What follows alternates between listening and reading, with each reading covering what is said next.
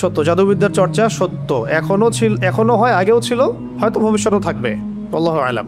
তারা মিলে রাসূল সাল্লাল্লাহু আলাইহি ওয়াসাল্লামের চুল মোবারক কোনোভাবে সংগ্রহ করে সেখানে তাদের তন্ত্রমন্ত্রগুলো দিয়ে 11টা গিট দিয়েছিল।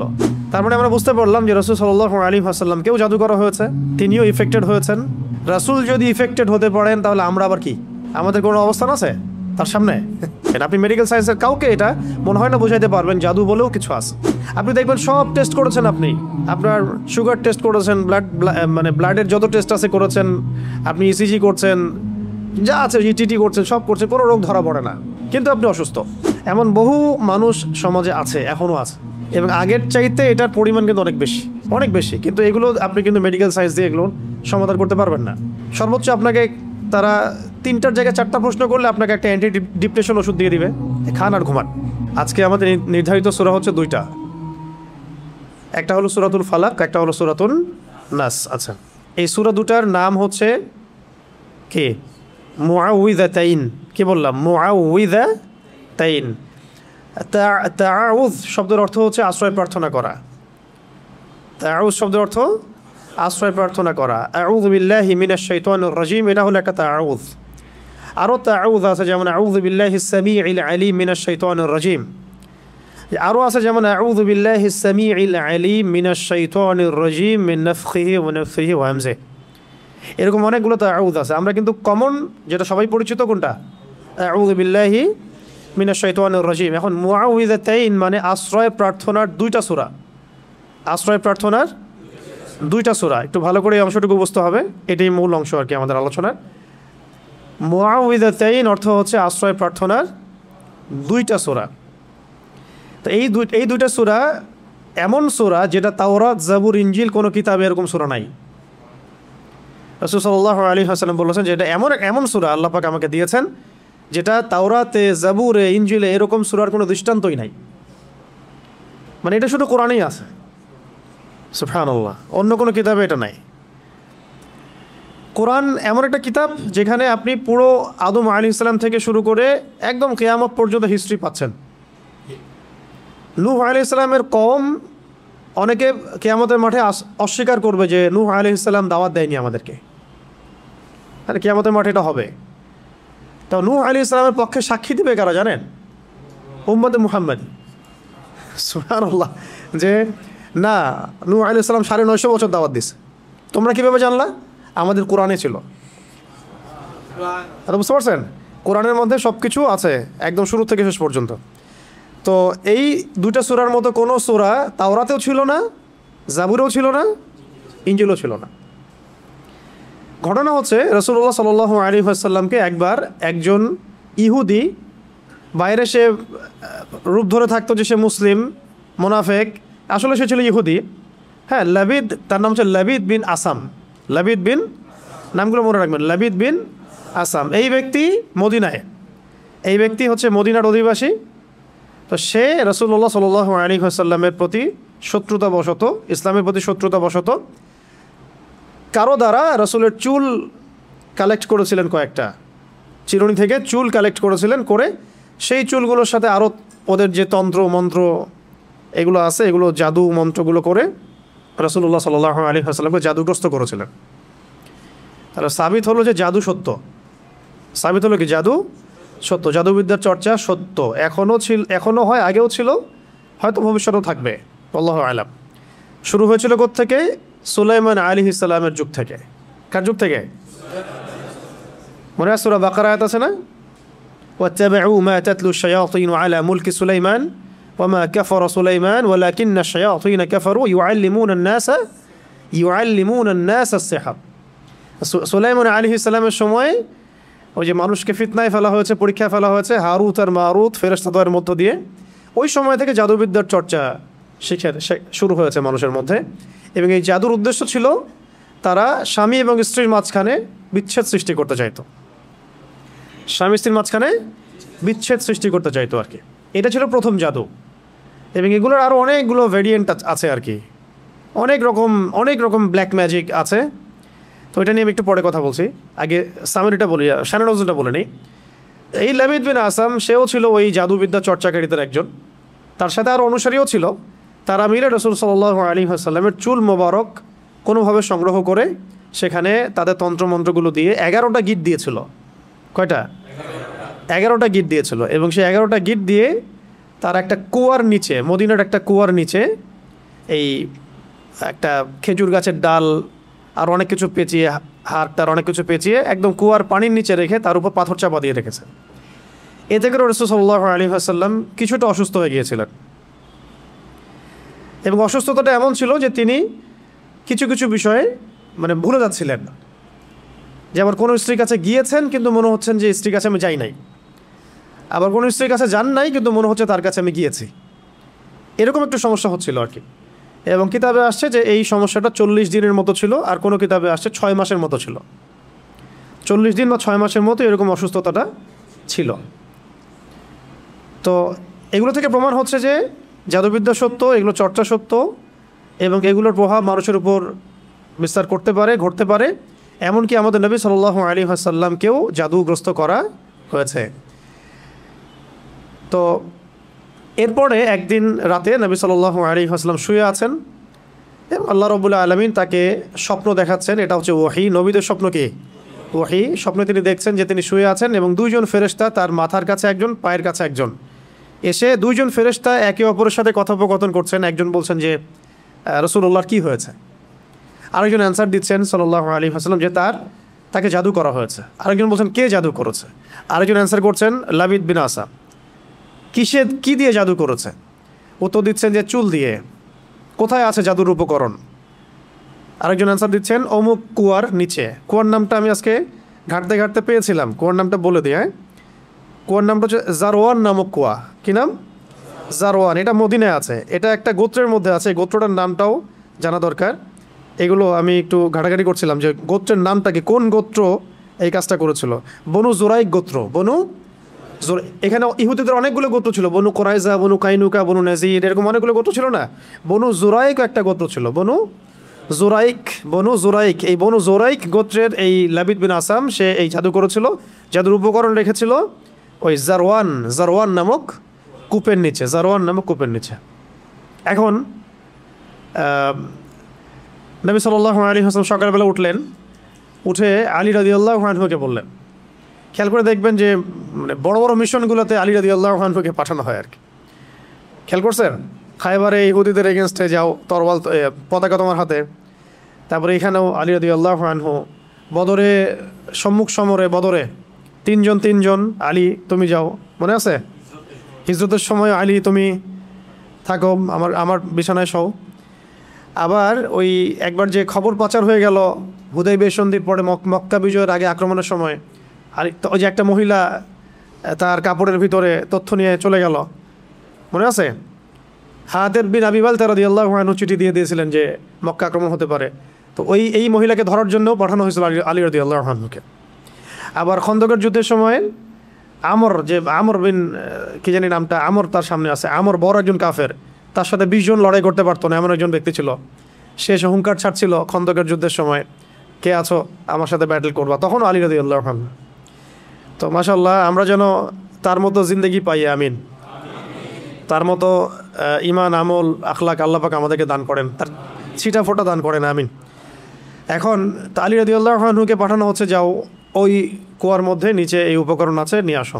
তিনি নিয়ে আসলেন। নিয়ে আসার পরে এই সূরা দুটো নাজিল হতে থাকলো। তখন জিবরাইল আলাইহিস সালাম সূরা ফালাক এবং নাস নিয়ে আসলেন আল্লাহর পক্ষ থেকে, নাজিল হলো এবং একটা একটা করে আয়াত তেলাওয়াত করা হচ্ছিল এবং একটা একটা করে গিট খুলে যাচ্ছিল। এরপরে নবী সাল্লাল্লাহু আলাইহি ওয়াসাল্লাম পরিপূর্ণ সুস্থ বোধ করলেন। এরপরে বলা হচ্ছিল যে তাকে শাস্তি দেওয়া হোক, তাকে মৃত্যুদণ্ড দিয়ে শাস্তি দেই। নবী সাল্লাল্লাহু আলাইহি ওয়াসাল্লাম তাকে মাফ করে দিলেন। কিতাবে আসছে যে তার সামন দিয়ে তিনি চলাফেরা করলেও তার চেহারার মধ্যে বিন্দুমাত্র মানে কোনো রকম প্রতিক্রিয়া দেখা যেত না যে সে আমার এত বড় ক্ষতি করেছে, এই লাবিদ বিন আসাদ। পরবর্তীতে সে মুসলিম হয়েছে কিনা আমি জানি না, এটা আমার জানা নাই। তো এই ছিল শানে নজুল, এই সূরা দুটো নাজিলের। শানে নজুল মানে কি? একটা সূরা, একটা আয়াত নাজিলের পিছনের প্রেক্ষাপট। তার মানে আমরা বুঝতে পারলাম যে রাসূল সাল্লাল্লাহু আলাইহি ওয়াসাল্লামকেও জাদু করা হয়েছে, তিনিও ইফেক্টেড হয়েছেন। রাসূল যদি ইফেক্টেড হতে পারেন তাহলে আমরা আবার কি? আমাদের কোনো অবস্থান আছে? তার সামনে।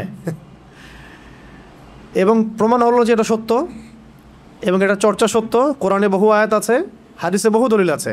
কিন্তু আপনি কি এই ঘটনাটা, আমি যে শানে নজরুলটা বললাম, এই ঘটনাটা কি আপনি এখনকার মেডিকেল সায়েন্সকে বোঝাতে পারবেন?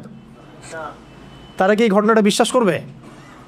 বা সায়েন্টিফিক্যালি তারা কি এটাকে প্রমাণিত সাব্যস্ত করবে? আপনাকে বলবে আপনি সেকেলে মানুষ, এখনও কবিরাজ দেখায় বেড়ান, এখনও ওই কালে পড়ে আছেন। তো এখন এটা হচ্ছে একটা মানে ইন্টারনাল ব্লাইন্ডনেস, আমাদের আধ্যাত্মিক অন্ধত্ব আর কি, স্পিরিচুয়াল ব্লাইন্ডনেস।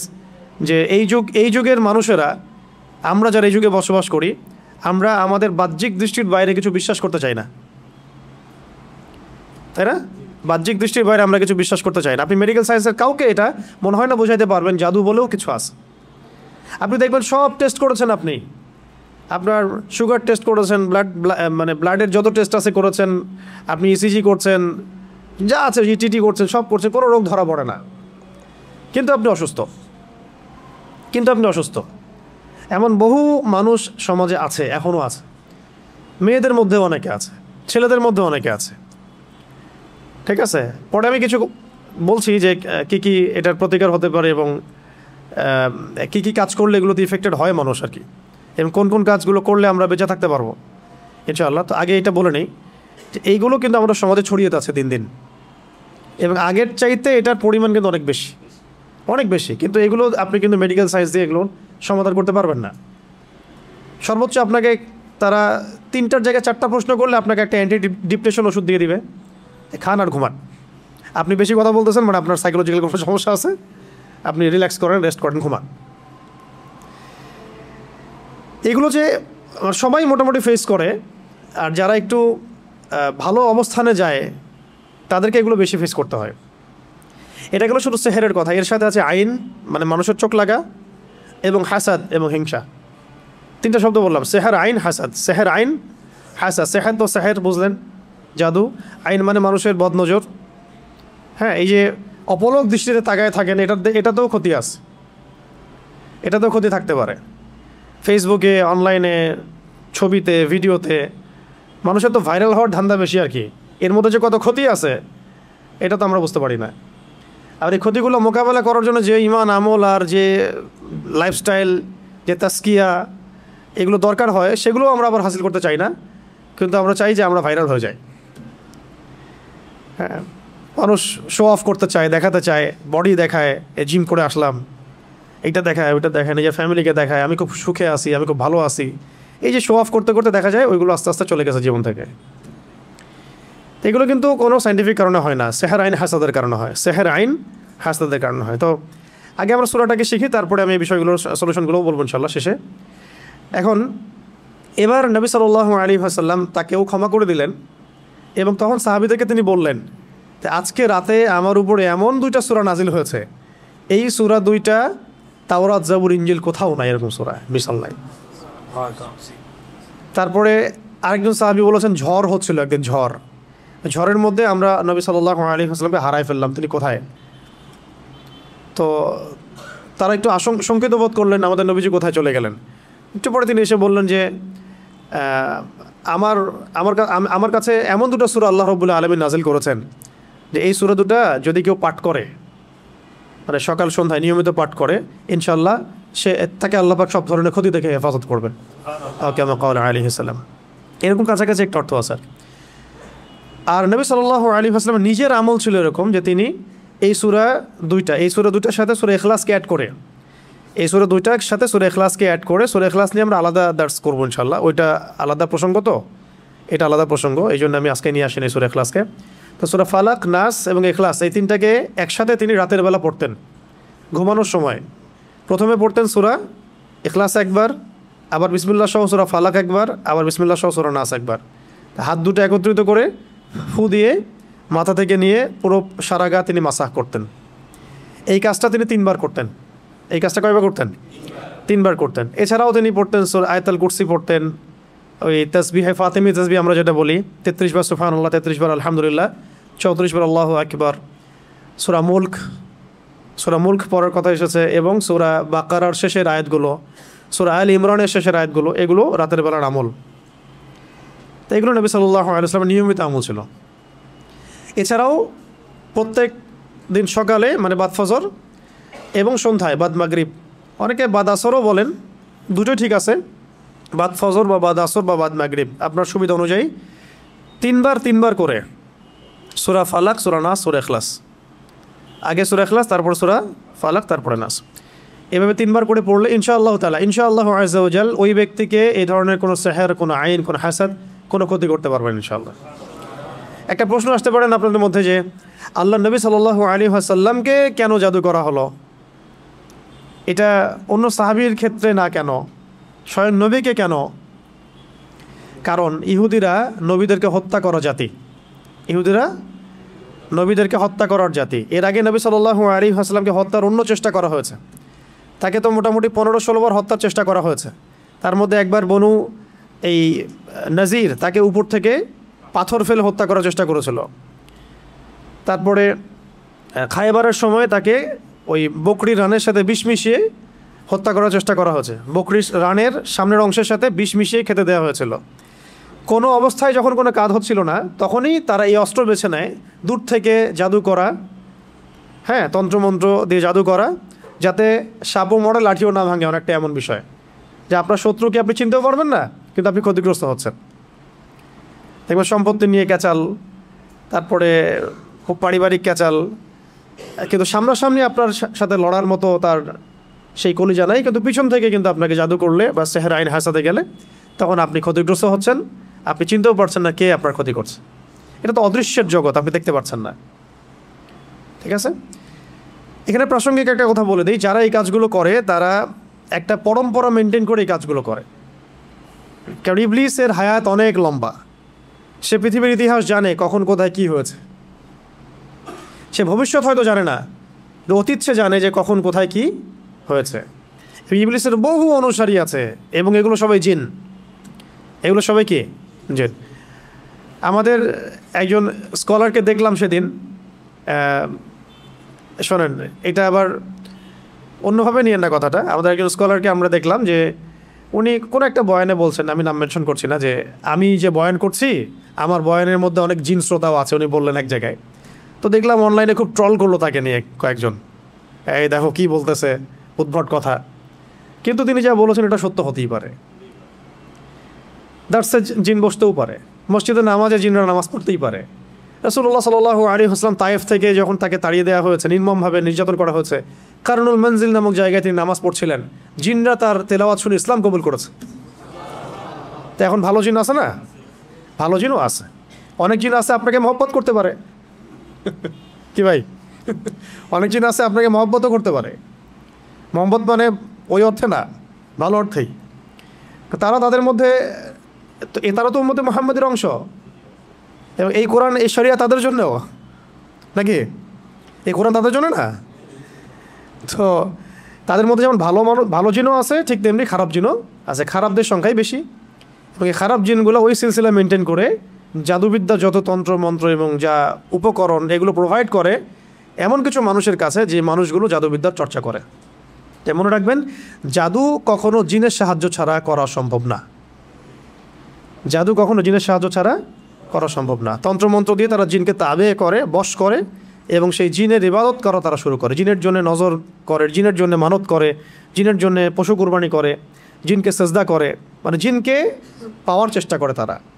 এবং জিনদেরকে আল্লাহ পাক কিছু ক্ষমতা দিয়েছেন, যে ক্ষমতাগুলো একটু এক্সট্রাঅর্ডিনারি আমাদের চাইতে।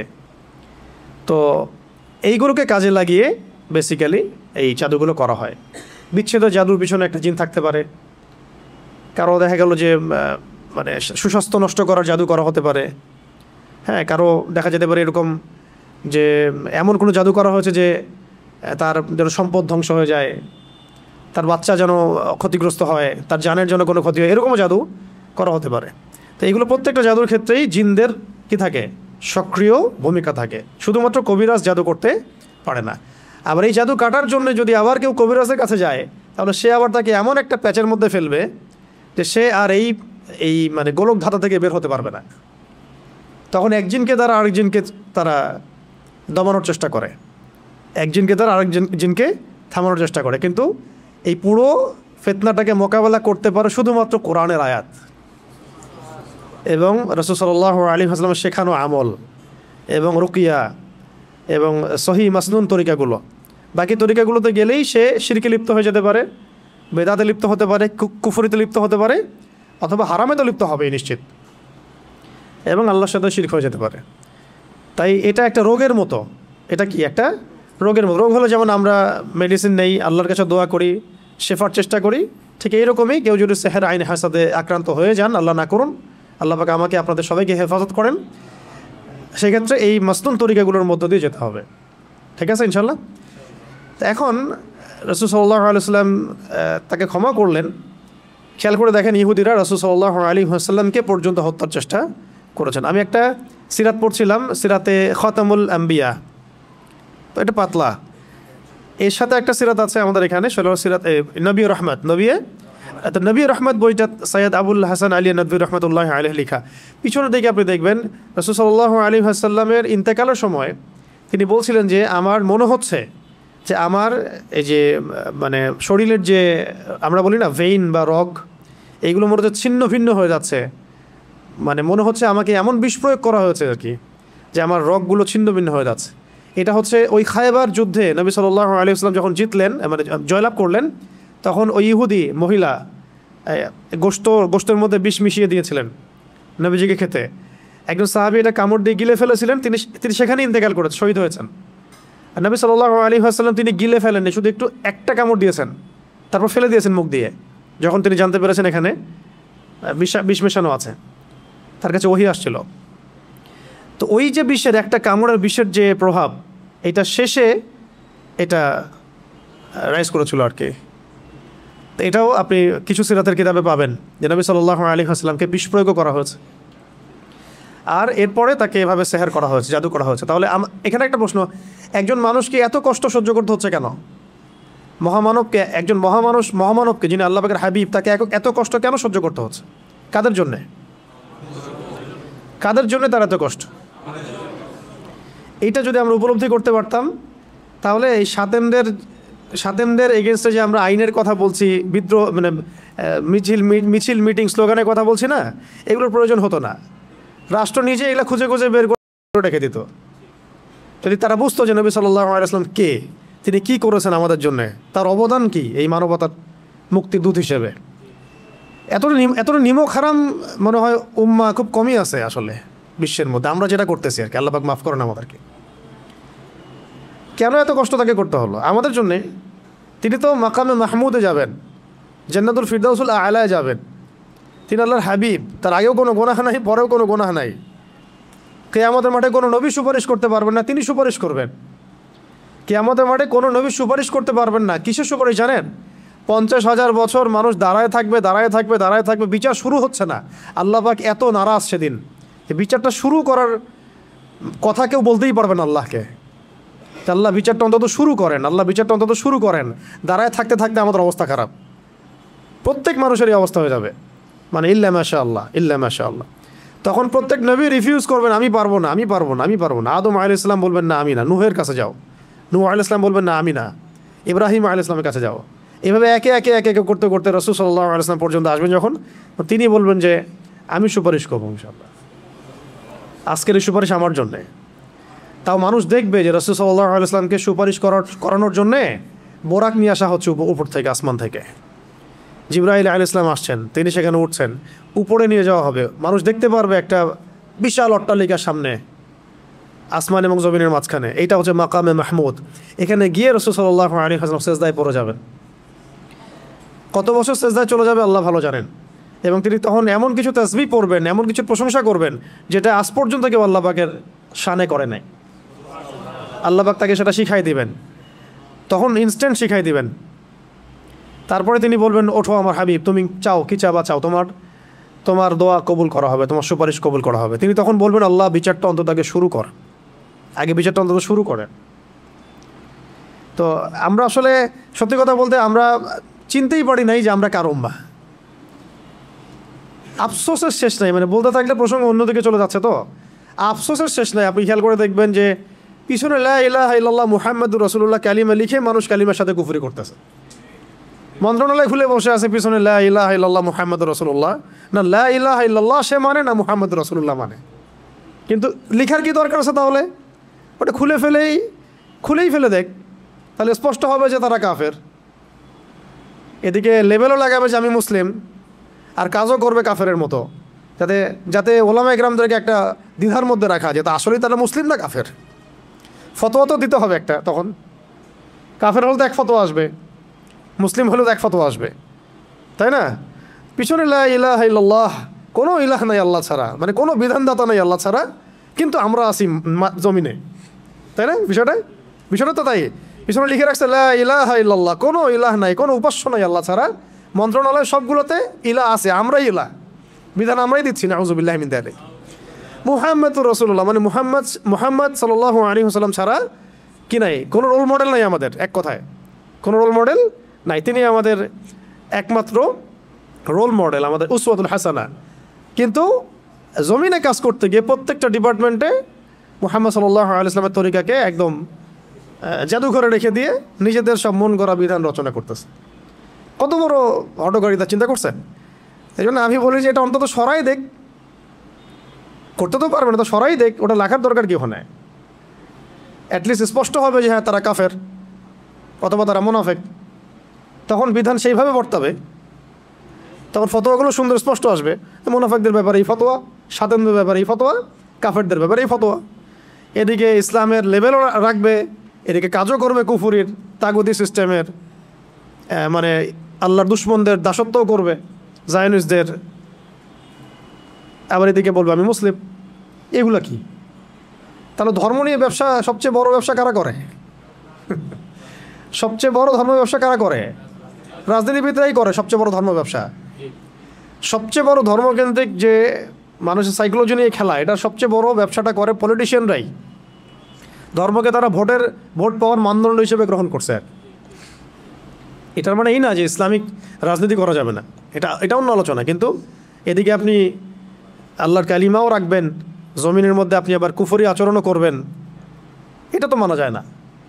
হয় একদিকে আসেন, কালিমা রাখলে কালিমার বিধান বাস্তবায়ন করেন, আর না রাখলে ঠিক আছে বলেন যে আমরা লা ইলাহা ইল্লাল্লাহ মানি না, ধর্মের সাথে আমাদের কোনো সম্পর্ক নাই, তখন আমরা বলবো তারা কাফের।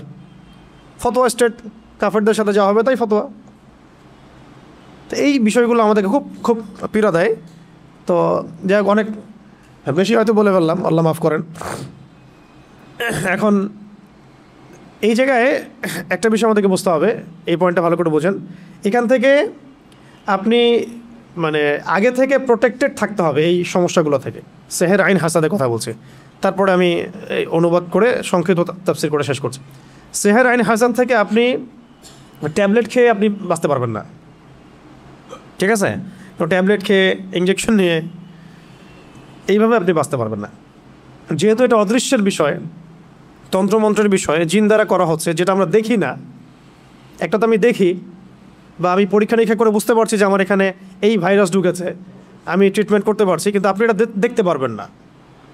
কিন্তু আপনি ইফেক্টেড হয়ে গেলে অসুস্থতা ফিল করবেন। তাই এটা সবচেয়ে বড় মানে সমাধান হচ্ছে আগে থেকে নিজেকে সুরক্ষিত রাখা। কিভাবে আগে থেকে আমরা নিজেকে সুরক্ষিত রাখতে পারি? 1 নাম্বার পয়েন্টগুলো খুব ভালো করে মনে রাখতে হবে। 1 নাম্বার হচ্ছে দৈনন্দিন ফরজ ওয়াজিবকে ছাড়া যাবে না। অনেক দিনই বোন দেখা যায় বলে যে আমাদের এই সমস্যা হয়েছে, কিন্তু এদিকে সে পর্দা করে না। তো পর্দা না করলে আপনার তো সমস্যা হইতেই পারে। যেখানে রাসূল সাল্লাল্লাহু আলাইহি ওয়াসাল্লামকে আল্লাহ রাব্বুল আলামিন এই পরীক্ষায় ফেলেছেন আমাদের জন্য, যাতে আমরা এই সূরাগুলো পেয়ে যাই। যদি সেদিন রাসূল সাল্লাল্লাহু আলাইহি ওয়াসাল্লাম এভাবে ইফেক্টেড না হতেন, তাহলে এই সূরাগুলো আমরা কোন মাধ্যমে পেতাম? তাই না? এই সূরা থাকবে কিয়ামত পর্যন্ত, যে কিয়ামত পর্যন্ত যত মানুষের এই সমস্যা হবে, এই সূরাই হচ্ছে সলিউশন। কত বড় হিকমা আল্লাহ পাকের!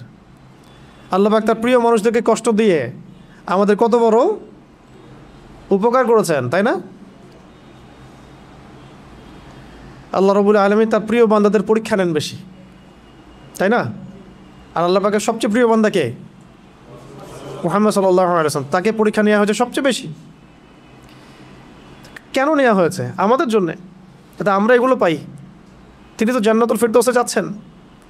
আপনারা তার সম্পর্কে হাদিসগুলো পড়তে থাকেন, দেখবেন নিজেকে আপনি আসলে মেলাতে পারবেন না যে আপনি আমি কোন সমাজে বাস করতেছে। কারোর মধ্যে কি সামান্য এই চেতনাবোধটুকু কাজ করতেছে না যে সে রাসূল সাল্লাল্লাহু আলাইহি ওয়াসাল্লামের উম্মাহ?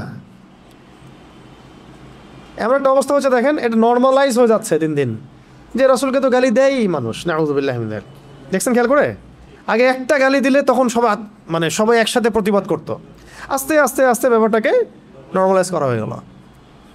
ঠিক যেমন রিবা, সুদ প্রথম দিকে যখন চালু হয়েছে তখন মানুষ এটাকে খুব প্রতিবাদ করেছে আর কি। আস্তে আস্তে এমন নর্মাল হলো তো পুরো ওয়াজিব হয়ে গেছে এখন, নাউযুবিল্লাহি মিন যালিক। আপনারা দেখে নিয়েন, সিমিলারলি এখন এলজিবিটি নিয়ে যত কথা হচ্ছে এগুলো এক পর্যায়ে আল্লাহ না করুক নর্মাল হয়ে যেতে পারে। হ্যাঁ, এখন তো অনেকেই প্রতিবাদ করছেন, সমাবেশ হচ্ছে, না এটা খারাপ এটা খারাপ, আস্তে আস্তে দেখবেন মানুষের নর্মাল করে ফেলছে। সমকামিতা নিয়ে কথা হলো না মাঝখানে, প্রথম দিকে মারাত্মক প্রতিক্রিয়া দেখা গেল। এখন দেখেন কিন্তু সমকামিতার হার বেড়ে গেছে, বহুত বেড়ে গেছে, এটা নর্মাল হয়ে যাচ্ছে আস্তে আস্তে। আমরা একটা জেনারেশন যার একটা কোর একটা এনভায়রনমেন্টের মধ্যে থাকি। আপনি আপনার দিনী ভাইদের সাথে মেশেন, বোনদের সাথে মেশে, আমরা কিন্তু জানি না আসলে বাইরের ওয়ার্ল্ডে কী হচ্ছে। বাইরের ওয়ার্ল্ড যে কত বাজে অবস্থা চলে গেছে এটা আপনি এখান থেকে একটু বেরোলে বুঝতে পারবেন।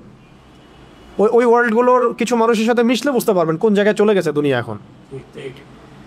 আরও আছে ব্যাপার, এই যে এখন একটা ইস্যু আসছে, ওই পশ্চিমাদের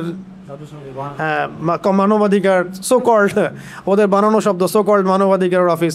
এখন প্রতিবাদ হচ্ছে, কিছু কথা হচ্ছে, দেখবেন যদি প্রতিষ্ঠা হয়ে যায় নর্মাল হয়ে যাবে আস্তে আস্তে। এরকম মানবাধিকার ওদের ফিলিস্তিনে নাই, মানবাধিকার কমিশন সে খুলতে পারে না, হ্যাঁ, ইয়েমেনে খুলতে পারে না। যে জাতি আপনার আমার নবীকে হত্যা করার চেষ্টা করতে পারে, যে জাতি চুক্তি ভঙ্গ করে নবীর সাথে, যে জাতি এর আগে জাকারিয়া আলাইহিস সালামকে হত্যা করেছে, হ্যাঁ, যে জাতি এর আগে ইয়াহইয়া আলাইহিস সালামকে হত্যা করেছে, যে জাতি মূসা আলাইহিস সালামকে কষ্ট দিয়েছে, ঈসা ইবনে মারইয়ামকে হত্যার চেষ্টা করেছে, যে জাতি মুহাম্মদ সাল্লাল্লাহু আলাইহি ওয়াসাল্লামকে উপর থেকে পাথর ফেলে হত্যার চেষ্টা করেছে, ঠিক আছে, বনু কুরাইজা, বনু কাইনুকা, বনু নাজির চুক্তি ভঙ্গ করেছে, যে জাতি খায়বারে আমাদের সাথে লড়াই করেছে, যেই জাতি আমাদের নবীজিকে বিষপান করানোর চেষ্টা করেছে, আর যে জাতি আমাদের নবীকে সেহর পর্যন্ত করেছে, এই জাতির সাথে কি কোনো রকমের আপনি শান্তি চুক্তি করতে পারবেন? সেই জাতি এবং তার অনুসারীরাই আজকে গাজা ব্যবস্থা করেছে। তা আমরা আমাদের শত্রু থেকে চিনতে পারছি না। শুধু সে একা না, তার সাথে যত রকমের আরবের মুনাফেক আছে এরাও আমাদের শত্রু। তার সাথে যত পশ্চিমারা আতাত করেছে এরাও আমাদের স্পষ্ট শত্রু। তার আন্ডারে যত সংগঠন আছে যারা ওদের হয়ে কাজ করে এরা প্রত্যেকে আমাদের শত্রু। এমনকি তাদের সাথে যে মুশরিকরা ঐক্যবদ্ধ হয়েছে এখন, তাদের কেউ আমাদের বাড়ির পাশেও আছে, এরাও আমাদের স্পষ্ট শত্রু। এদের সবার এজেন্ডা একটাই, তারা পুরো বিশ্ব থেকে তাওহীদপন্থীদেরকে মিটিয়ে ফেলতে চায়। মুহাম্মদ সাল্লাল্লাহু আলাইহি ওয়াসাল্লামের সঠিক এবং দৃঢ় অনুসারীদেরকে তারা ধ্বংস করতে চায়, ইমানদারদেরকে তারা হত্যা করতে চায়। এটা হচ্ছে তাদের মূল মিশন, এবং এগুলোর মধ্য দিয়ে তারা বিশ্বকে শাসন করতে চায়। তবে তাদের এই স্বপ্নটা কখনোই বাস্তবায়িত হবে না ইনশাআল্লাহ। কারণ ঠিক এই মুহররম মাসের আশুরায় এটার দলিল আছে মওজুদ। ঠিক যেভাবে আল্লাহ রাব্বুল আলামিন ফেরাউনের বাসায় মূসাকে বড় করেছেন আলাইহিস সালাম, দেখবেন আল্লাহ রাব্বুল আলামিন ওইভাবেই এই শাম অঞ্চলের মধ্যে ইমাম ঢুকাই দিবেন, ওদের ঘরের মধ্যেই ইনশাআল্লাহ। ফেরাউনের ঘরে যেভাবে কে মানুষ হয়েছে, মূসা আলাইহিস সালাম, এইভাবে আল্লাহ রাব্বুল আলামিন এই বাইতুল মুকাদ্দাসের মধ্যে ইমামকে ঢুকাই দিবেন। ওরা বুঝতেও পারবে না ইনশাআল্লাহ। এটা বাস্তব, দেখেন এরকমই হবে ইনশাআল্লাহ।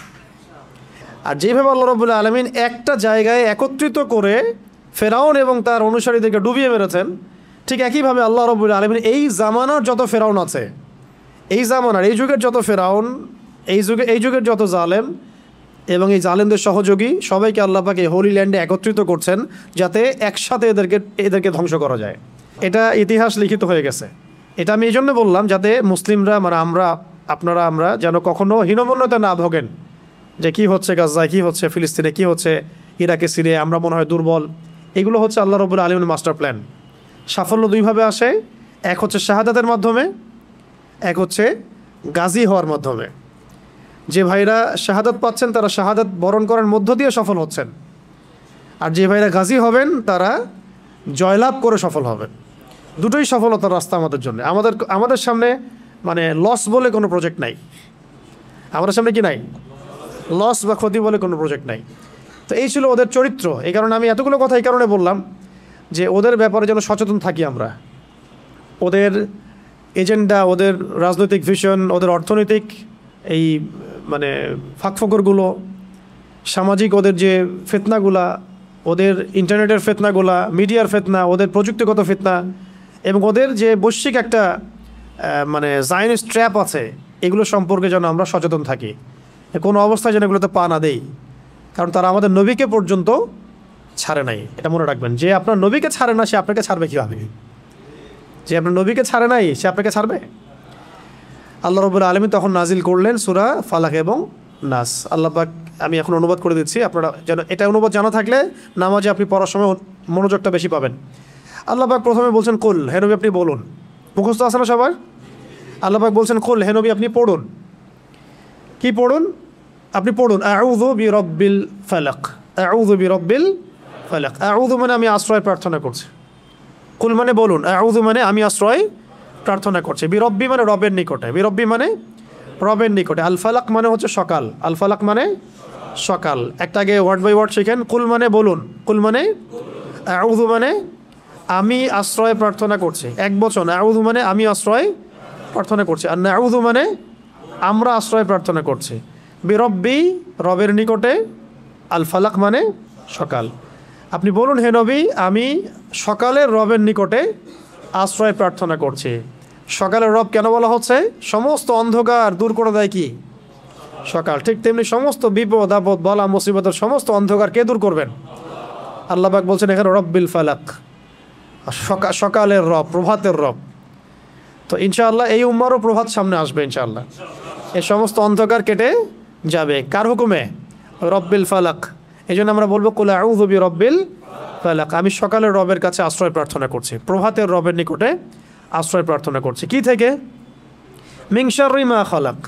মিন মানে হতে বা থেকে, শার মানে হলো ক্ষতি, শার মানে ক্ষতি, মা মানে যা কিছু, মা মানে যত কিছু, আর খালাকা মানে তিনি সৃষ্টি করেছেন, খালাকা মানে তিনি সৃষ্টি করেছেন। তাহলে তিনি যত কিছু সৃষ্টি করেছেন সমস্ত সৃষ্টির ক্ষতি থেকে আমি আল্লাহর কাছে আশ্রয় প্রার্থনা করছি। মানে আল্লাহ মানে সকালের রবের কাছে আশ্রয় প্রার্থনা করছে। এই একটা সেন্টেন্সের মধ্যে সব পড়ে গেছে, আপনার সেহের, আপনার আইন, আপনার হাসাদ, হ্যাঁ, যত রকমের রোগ ব্যাধি, বিপদ আপদ বালা মুসিবত সব পড়ে গেছে। এই জন্য একটা হাদিসে আসছে, কেউ যদি কোনো স্থানে অবতরণ করে, তাহলে আপনি এখানে বসে আছেন বা বাসায় গেলেন বা যে কোনো জায়গায় গেলেন এবং নেমেই বললেন বা ওখানে থাকতে থাকতে বললেন যে আউযু বিকালিমাতিল্লাহি তাম্মাতি মিন শাররি মা খালাক। আউযু মানে আমি আশ্রয় প্রার্থনা করছি, বিকালিমাতিল্লাহি তাম্মাতি মানে আল্লাহ পাকের সমস্ত পরিপূর্ণ কালিমাগুলোর মাধ্যমে। আল্লাহ পাকের যত পরিপূর্ণ কালিমাগুলো আছে, বাক্যগুলো আছে, এগুলোর সংখ্যা কত হবে আমরা তো জানি না, ইনফিনিটিভ। কত কালিমা আল্লাহ পাকের আছে, আছে না?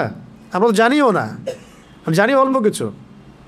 এই সমস্ত কালিমাগুলোর মাধ্যমে আমি আল্লাহর কাছে আশ্রয় প্রার্থনা করছি মিন শাররি মা খালাক, তিনি যা কিছু সৃষ্টি করেছেন সব কিছুর ক্ষতি থেকে, মানুষের ক্ষতি, জিনের ক্ষতি, ঠিক আছে, তারপরে জালেম বাদশার ক্ষতি, ঠিক আছে, রাতের অন্ধকারের ক্ষতি, জাদুর ক্ষতি, সেহের আইন হাসাদের ক্ষতি, জটিল রোগ ব্যাধির ক্ষতি, মহামারীর ক্ষতি, কত ক্ষতি হিসেব করা যাবে, শেষ করা যাবে? যত রকম ক্ষতি আছে সমস্ত ক্ষতি থেকে আমি আল্লাহর কাছে আশ্রয় প্রার্থনা করছি। এটা যদি কেউ পড়ে, কোনো জায়গায় পড়ে, রাসূল সাল্লাল্লাহু আলাইহি ওয়াসাল্লাম বলছেন ওখান থেকে যাওয়ার আগ পর্যন্ত কোনো কিছু তাকে কোনো ক্ষতি করতে পারবে না ইনশাআল্লাহ। আকস্মিক তার কোনো বিপদ আপদ হবে না ইনশাআল্লাহ। ঠিক আছে, এই দোয়াটা মুখস্থ করবেন, আউযু বিকালিমাতিল্লাহি তাম্মাতি মিন শাররি মা খালাক, আউযু বিকালিমাতিল্লাহি তাম্মাতি মিন শাররি মা খালাক। অনেক স্ট্রং একটা দোয়া, সকালে 3 বার পড়তে পারেন, সন্ধ্যায় 3 বার পড়তে পারেন, এছাড়াও যখন ইচ্ছা তখন পড়তে পারেন। অনেকে বাচ্চাদের ব্যাপারে আমাদের কাছে বলেন দোয়া করেন হুজুর, ঝাড়ফুঁক দেন, ঠিক আছে, আপনি নিজেই করবেন। আউযু বিকালিমাতিল্লাহি তাম্মাতি না বলে বলবেন উঈযুকা। যদি আপনার একটা ছেলে হয় তাহলে বলবেন উঈযুকা, যদি একটা মেয়ে হয় তাহলে বলবেন উঈযুকি, আর যদি একটা ছেলে একটা মেয়ে হয় বলবেন উঈযুকুমা, আর যদি অনেকগুলো বাচ্চাকে একসাথে ঝাড়ফুঁক করতে চান বলবেন উঈযুকুম। 4টা ক্ষেত্র বললাম, ঠিক আছে। একটা ছেলে হলে কি বলবেন, উঈযুকা বিকালিমাতিল্লাহি তাম্মাতি মিন শাররি মা খালাক, দিয়ে ফু দিয়ে দিবেন। একটা মেয়ে আছে আপনার, একজন মেয়ে আসছে, বলবেন উঈযুকি বিকালিমাতিল্লাহি তাম্মাতি মিন শাররি মা খালাক। একটা ছেলে একটা মেয়ে বসে আছে আপনার, বলুন উঈযুকুমা বিকালিমাতিল্লাহি তাম্মাতি মিন শাররি মা খালাক, ফু দিয়ে দিবেন। ইমাম হাসান এবং হুসাইন রাদিয়াল্লাহু আনহুমা তারা নবী সাল্লাল্লাহু আলাইহি ওয়াসাল্লামের কাছে আসতেন, খেলাধুলা করতেন, ঘাড়ে উঠতেন, পায়ে বসতেন, কোলে বসতেন, তিনি আদর করে বলতেন উঈযুকুমা বিকালিমাতিল্লাহি তাম্মাতি মিন শাররি মা খালাক, ফু দিয়ে দিতেন। এগুলো মাসনুন তরিকা। এগুলো করলে বাচ্চা দেখবেন যে ভালো আছে, সুস্থ আছে, ভালো আছে, নিরাপদে আছে, আল্লাহ পাক ফেরেশতা দিয়ে হেফাজত করাবেন ইনশাআল্লাহ। ঠিক আছে। এখন এটা একটা, আরও দোয়া আছে, অনেক দোয়া আছে, ওইগুলো এক বৈঠকে বললে মনে রাখতে পারবেন না। এই যে একটা কিতাব আছে হিসনুল মুসলিম, এটা বাসায় রাখতে পারেন। আর একটা আছে হিসনে হাসিন, হিসনে হাসিন, এটাও সুন্দর, মাশাআল্লাহ, চমৎকার, এটা রাখতে পারেন। এগুলোর মধ্য দিয়ে এগুলো শিখতে পারবেন ইনশাআল্লাহ। তো আমরা শিখলাম যে কুল আউযু বিরাব্বিল ফালাক মানে বলুন হে নবী আমি আশ্রয় প্রার্থনা করছি প্রভাতের রবের কাছে, মিন শাররি মা খালাক সমস্ত, তিনি যা কিছু সৃষ্টি করেছেন তার সমস্ত কিছুর ক্ষতি থেকে, তিনি যা সৃষ্টি করেছেন তার সমস্ত কিছুর ক্ষতি থেকে আমি আশ্রয় প্রার্থনা করছি। আচ্ছা, তারপরে আল্লাহ পাক বলছেন ওয়া মিন শাররি গাসিকিন ইযা ওয়াকাব, মুখস্থ আছে তো নাকি? ওয়া মিন শাররি গাসিকিন ইযা ওয়াকাব, ওয়া মানে এবং, ওয়া মানে এবং, মিন মানে হতে বা থেকে, শার মানে কি ক্ষতি, শার মানে ক্ষতি। একজন ভলান্টিয়ারকে ডাকুন। শার মানে ক্ষতি। আবার বলছি, কোথায় ছিলাম?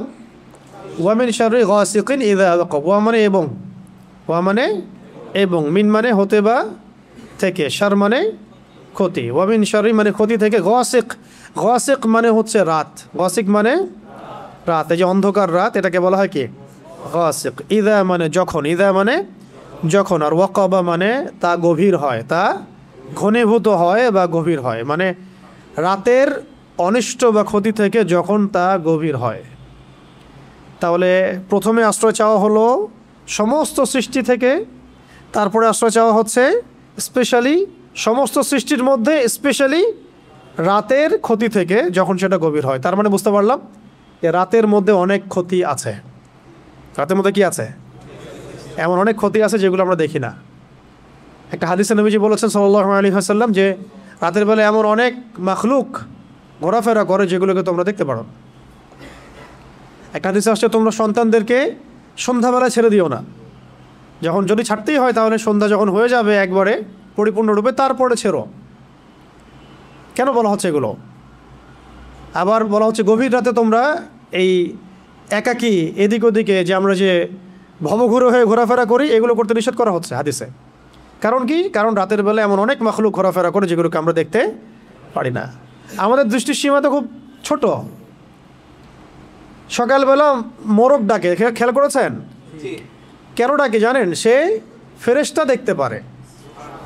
একটা মোরগ একজন ফেরেশতাকে, মালাককে দেখতে পারেন, সম্মানিত ফেরেশতাকে দেখতে পারেন, আমরা দেখতে পারি না।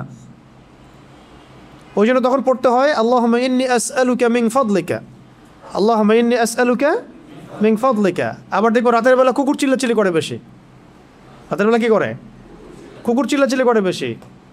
কুকুরের ডাক শুনলে আমাদেরকে পড়তে হবে আউযু বিল্লাহি মিনাশ শাইতানির রাজিম। কারণ কুকুর দেখতে পারে জিন শয়তান। কুকুরের দৃষ্টি আমাদের দৃষ্টির চেয়ে এখানে প্রখর, সে দেখতে পারে জিন শয়তান, আমরা দেখতে পারি না। একটা মোরগ দেখতে পারে ফেরেশতাকে, আমরা দেখতে পারি না। তা আমাদের দৃষ্টি খুবই দুর্বল।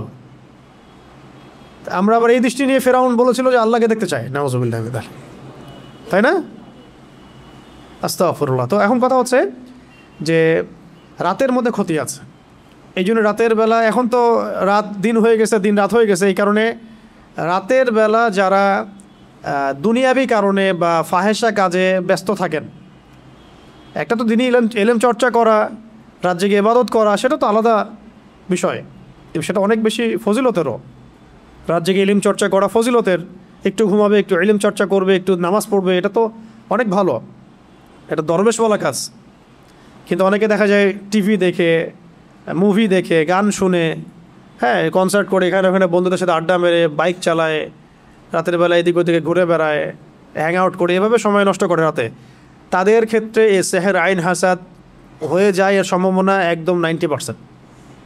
তারা জিন্দার আক্রান্ত হয়ে যেতে পারে, সেহের হয়ে যেতে পারে, আইন হয়ে যেতে পারে, হাসাদ হয়ে যেতে পারে, আরও অনেক বড় বড় সমস্যা হয়ে যেতে পারে।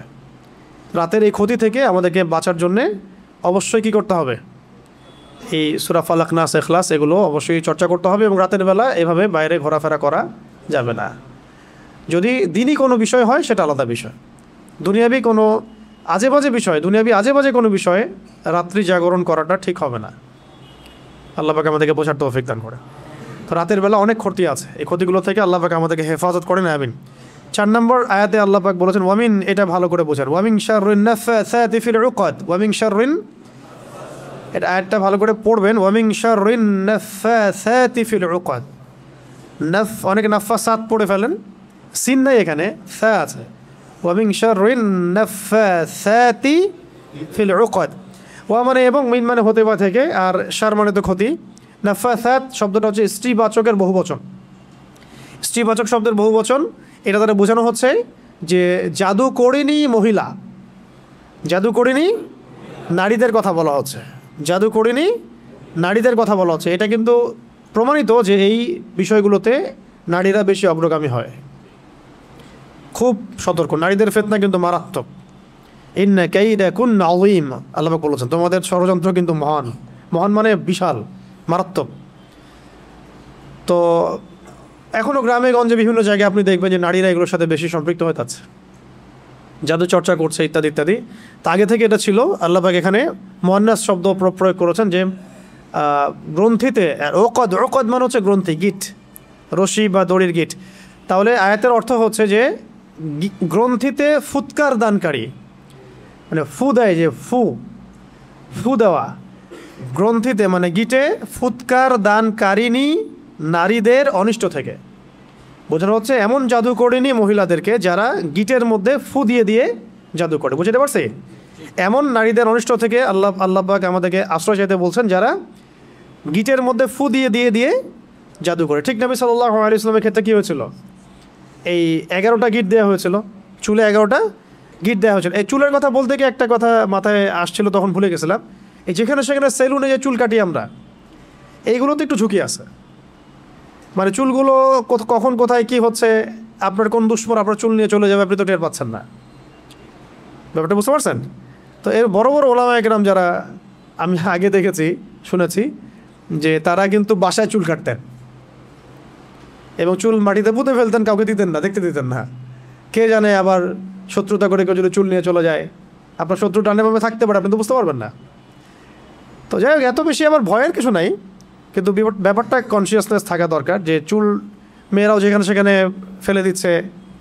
জাদুর চুল দিয়ে করা যায় আর কি, করেও সাধারণত। চুল দিয়ে করলে মাথায় ইফেক্ট হবে। আবার অনেক সময় দেখা যায়, আমরা দেখেছি যে মেয়েরা চুল বিক্রি করতেছে, গ্রাম অঞ্চলে দেখবেন, খেয়াল করে চুলগুলো কালেক্ট করে বিক্রি করে তারা আবার পরচুলা বানায় সেগুলো দিয়ে। মারাত্মক, এগুলো ডেঞ্জারাস কাজ আর কি, যে কোনো সময় ক্ষতিগ্রস্ত হয়ে যেতে পারে। তো এখানে বোঝানো হচ্ছে যে এই গ্রন্থিতে ফুৎকার দানকারিনী মহিলাদের অনিষ্ট থেকে আমি আশ্রয় প্রার্থনা করছি। ঠিক আছে? আর শেষের আয়াতে বলা হচ্ছে ওয়ামিন শাররি হাসিদিন ইযা হাসাদ। ওয়া মানে এবং, মিন মানে হতে, আগে জানলেন। শার মানে কি? ক্ষতি। হাসিদ মানে হিংসুক, হাসিদ মানে হিংসুক, মানে যে হিংসা করে। ইসমে ফাইল এটা, যে হিংসা করে। ইযা মানে যখন, হাসাদা মানে সে হিংসা করে। মানে হিংসুকের অনিষ্ট থেকে যখন সে হিংসা করে, হিংসুকের অনিষ্ট থেকে যখন সে হিংসা করে। হিংসা ঈর্ষা কিন্তু এক না।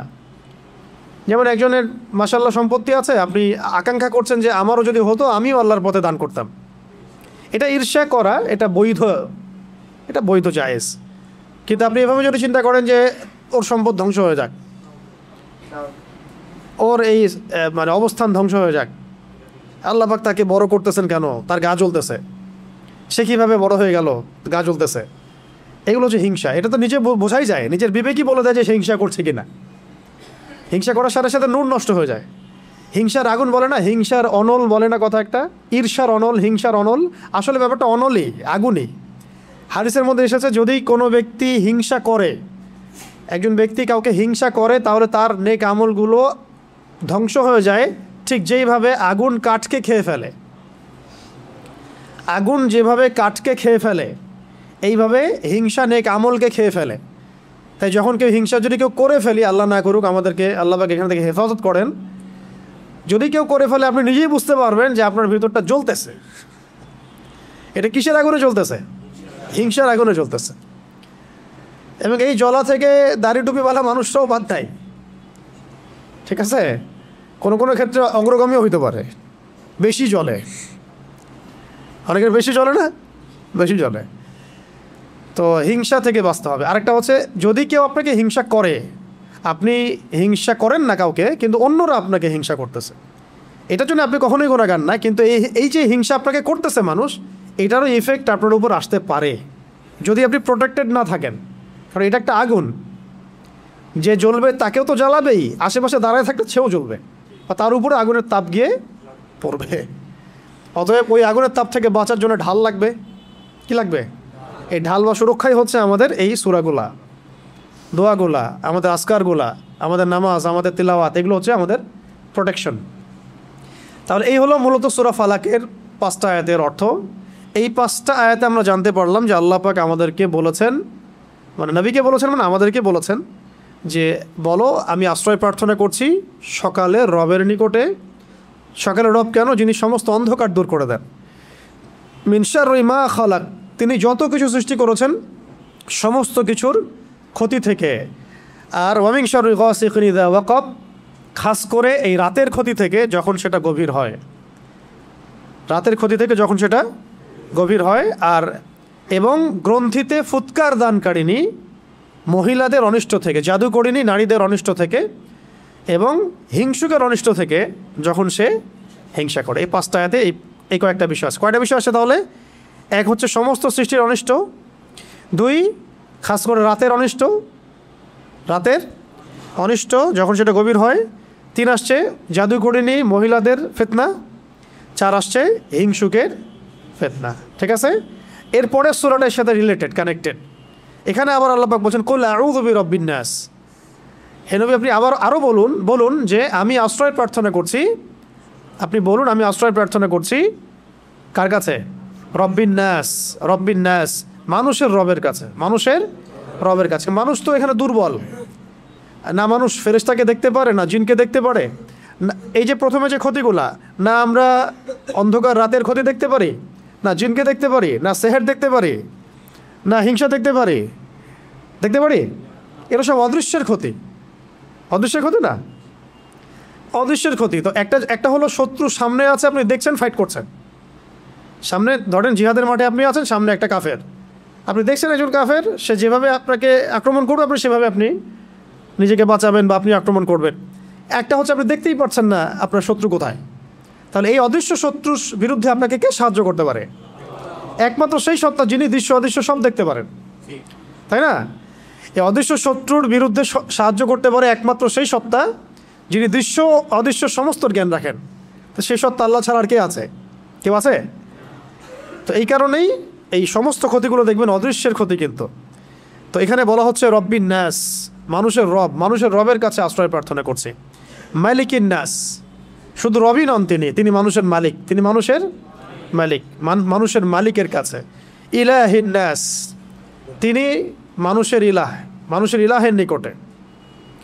3টা কথা, 3টা সম্বোধন, বিশেষণ আসলো এখানে। কুল, বলুন হে নবী, আউযু, আমি আশ্রয় প্রার্থনা করছি, বিরব্বিন নাস, মানুষের রবের নিকটে, মালিকিন নাস, মানুষের মালিকের নিকটে, ইলাহিন নাস, মানুষের ইলাহের নিকটে।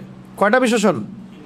আল্লাহ পাকের বিশেষণ হচ্ছে এখানে রব্বিন নাস, মালিকিন নাস, ইলাহিন নাস। আর এর আগের সূরা আছে কি? রব্বিল ফালাক। 4টা বিশেষণ আসছে এখানে, তাই না? আচ্ছা, কি থেকে এতগুলো সম্বোধন করে, কি থেকে আশ্রয় চাচ্ছি? আগে তো একটা সম্বোধন করা হয়েছে, কুল আউযু বিরাব্বিল ফালাক, একটা বিশেষণ বলে বাকি 4টা থেকে আশ্রয় প্রার্থনা করা হয়েছে। এখন 3টা বিশেষণ আসলো এখানে। 3টা বিশেষণ আসা মানে একটা শক্তিশালী শত্রু আমার পিছনে আছে, যার থেকে আমরা আশ্রয় চাচ্ছি। সেটা কি? সেটা হলো মিন শাররিল ওয়াসওয়াসিল খান্নাস।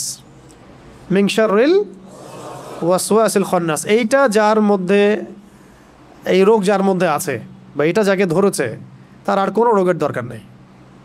এই ক্ষতি যাকে গ্রাস করেছে বা করছে, আল্লাহ না করুক, আল্লাহ হেফাজত করেন, তার আর কোনো রোগের দরকার নেই, কোনো সমস্যার দরকার নেই। এই সমস্যাই কাফি তার জীবন ধ্বংস করার জন্য। নাউযুবিল্লাহ। সেটা কি?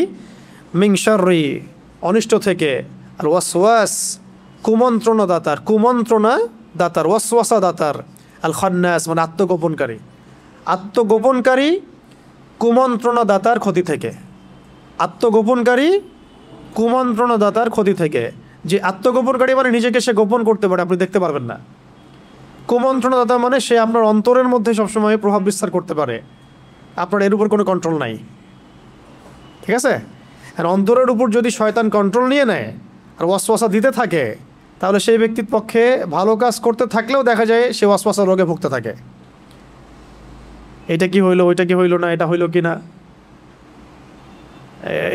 এটা ঠিক হচ্ছে কিনা, ওইটা ঠিক হচ্ছে কিনা। ভালো একটা কাজ করতেছে কিন্তু ওয়াসওয়াসা, এটা তো ভালোর কথা বললাম। আর খারাপ তো সারা ওয়াসওয়াসা আসতেই থাকে মাথার মধ্যে।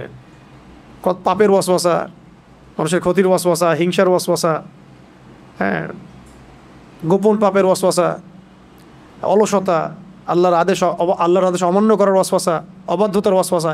এটা যাকে গ্রাস করেছে আর কি, এই ওয়াসওয়াসুল খান্নাস, তার আর কোনো ক্ষতির দরকার না। এটাই তার জীবন ধ্বংস করতে পারে। এই জন্যে এত স্ট্রং সম্বোধন সামনে করা হচ্ছে বারবার।